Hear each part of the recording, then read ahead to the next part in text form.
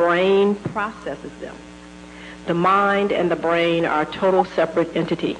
The emotional body and the brain are a total separate entity. It is a factory, the brain, that is responsible for taking high vibratory frequencies, which are thoughts and feelings, and translate them, actually transform them, I should say, into a chemical reality.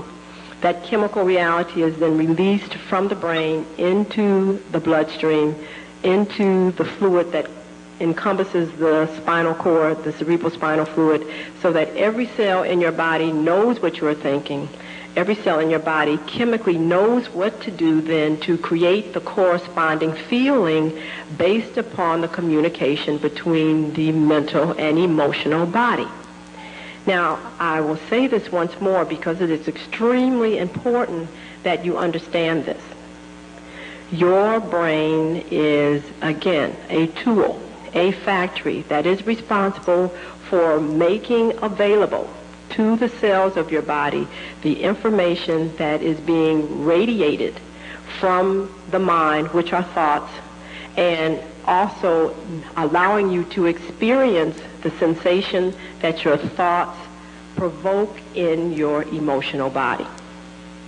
So that means then that if you decide that you want to have a less than loving thought about a person or a situation, immediately you will notice that you immediately move into discomfort, because by creating those kind of thoughts, the discomfort and the discordance that you create, the disharmony, immediately affects, first of all, the originator of the discordance.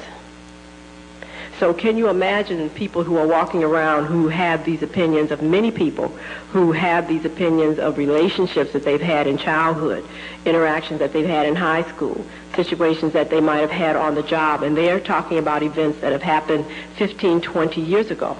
This is a chronic excretion that is being made by your own brain every day, moment to moment, that is now released upon your cells of your body. The cells in your body now have to process this every day. So you really get a big boost of this when there is a person or a reminder of the event that then really comes into play. Because as long as you have not come into a feeling of being comfortable with the experience, the subconscious or the right brain is constantly throwing off that same remnant of thought that is constantly stimulating the brain to produce the corresponding neurotransmitter. So if you just begin to understand what I've just said, you can understand why it is going to be impossible for the tissues to look like they did 15 years ago or 20 years ago, not just necessarily because of the quality of food that you're eating, not just because you might not be exercising, but because of the internal pollution that you are constantly creating of your own free will that destroys your own tissues. Now, see, you have to understand how profound that is, because when we talk about immortality, when we talk about agelessness, when we talk about infinite vitality, these things are real. It's already been proven. This is 94. In 1990, there was a German that received, a Russian that received the Nobel Prize for proving that mammalian tissue never ages as long as the internal and external environment remain constant. So you have to understand that's awesome. So that means that if this is really true, this gentleman took a heart and kept it alive for 25 years. And the electrical current that was able to be carried by the muscles of the heart were exactly the same the first day he isolated and 25 years later. So the time period was not a factor at all as to the deterioration of this tissue, as long as he was able to make sure that there were proper nutrients on board and that the actual energy carried by the muscle did not deviate below a particular standard. So if this is something that can really happen in a test tube with all the other unknown phenomena that allows us to have energy by breathing, by being exposed to the natural environment, by actually being in the presence of other human beings that carry a higher frequency of energy, which always means that you'll be able to receive energy from them, then how can you explain the aging process, deterioration, illness, and death? It has to be something that is provoked from within. We find that the simpler people who have been classified by certain cultures as being retarded or very simple in mindset, for whatever reason, they age very slowly, if aging at all. They basically maintain their vitality and are able to be, centurions without any effort at all, as opposed to the individuals who feel that the lifestyle that they have is stressful, that they feel that they have to always watch their back, they can't trust the people that they're around, relationships don't work, etc. I mean, they're out of here by 60 years old. So I think it's very important to begin to understand that the diseases that we are now dealing with in the hospital institution originate from an internal, endogenous, as we say, source. And one of my biggest concerns is the consistent resistance that the present hospital system exhibits in wanting to look at the lifestyle and the values and the perceptions of individuals that come in complaining of disease. We have been able to identify many diseases that are truly invoked by states of consciousness: asthma, heart disease,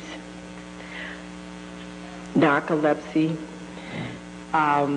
cancer as one of the main ones, arthritis.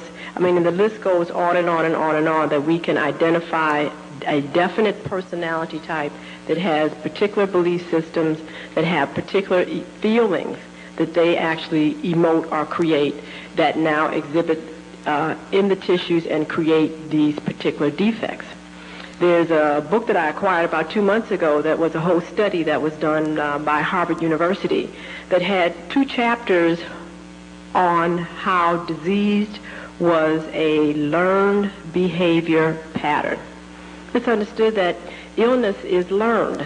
It is not a natural concept, and it's not a natural phenomena that human beings are supposed to experience. It is learned.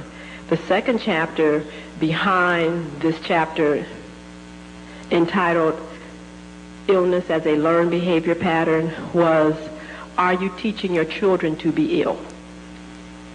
Which was very, very interesting, because then they began to elucidate how certain behavior patterns in the parents, certain communications, and also the exposure to information such as watching TV and recognizing that supposedly if you overeat, you're supposed to have an upset stomach, and then you're supposed to take Tums, or if your nose is running, then that automatically means that you have a cold, so therefore you've got to have NyQuil or whatever else, and if your eyes seem to be stinging or whatever, then that's a problem, and now you have to have, eye drops to put in it.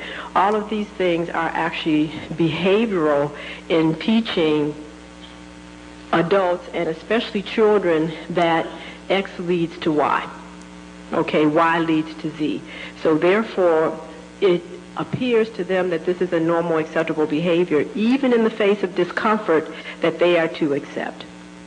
Now, I think that one of the things that is most phenomenal is the fact that we still do not recognize that because the capacity to be here indefinitely, physical immortality is a reality, but it also requires, just like everything else, a state of consciousness and a lifestyle. And we have to accept that. It's just like anything else. If you're not willing to basically understand the technique to generate the phenomena, you can't have it. It's just that simple. So the idea to just assume that you don't have to do anything but just sit there like a bump on a log and you're going to be here for 200 years is inappropriate. So if the goal is that you want to be here 200 years, 500 years, 800 years, fine. That is truly a capacity that the body can give you without question. But to be able to do that requires, first of all, a consciousness, and then secondly, a lifestyle that allows the body to utilize its energy in the most efficient and effective way. So when we get involved in activities that are not efficient, that are not effective, obviously this is not a person who truly has long-term intent of being here for an indefinite amount of time. Well, what are